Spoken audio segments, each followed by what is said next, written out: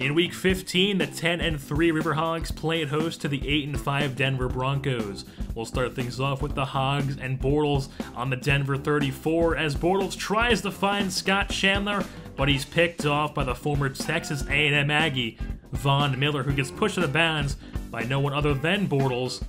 And here comes Alex Smith out onto the field, completing 70% of his passes on the season with just under 4,000 yards and 29 touchdowns. He's having quite an efficient year. So on the 35, Smith across the middle has Cody Latimer, who gets inside the red zone. They would not move much farther, though, as they would settle for a field goal to jump off to a 3-0 lead. In the first quarter, we'll pick things up with the next River Hogs drive. Bortles in the pistol, play action, sheds one tackler, chucks it downfield, and Keenan Allen comes down with it, but there's a flag on the play. It would be holding on the center, Tim Lolito, so they get driven back. They would eventually pick up a first down, move a bit down the field. So on the next set of downs, Bortles lobs it up once again, but this time he's a bit short, and his man can't get up and get it, and he's picked off by Bradley Roby, his second pick of the game for Bortles.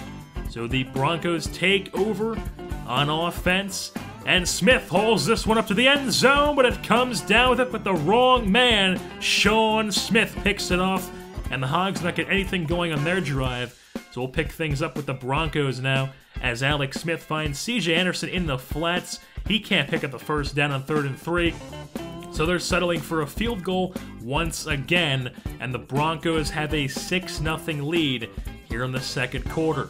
We'll pick things up less than 2 minutes left in the first half as Bortles goes for his man, Scott Chandler. He's been his go-to man all year long, big 6'7" Chandler.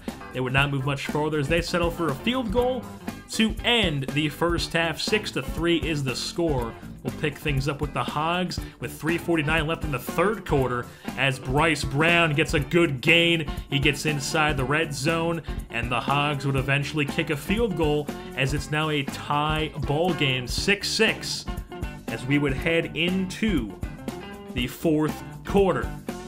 3rd and 7 for the Broncos.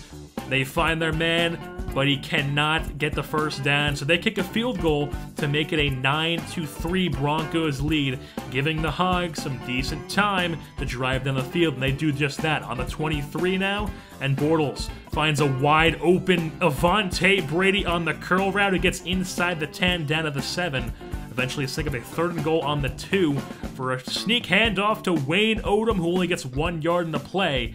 And they call for a gutsy call. Instead of tying the game, they go for it all, and they take it all. Bryce Brown up the gut on 4th and 1.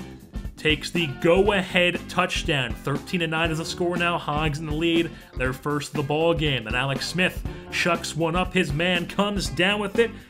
That is Novin Stokes. And there would be a flag on the play, but they would decline it. So the Broncos 1st and goal. Alex Smith goes down by the hands of Anthony Kendricks, then 3rd and goal.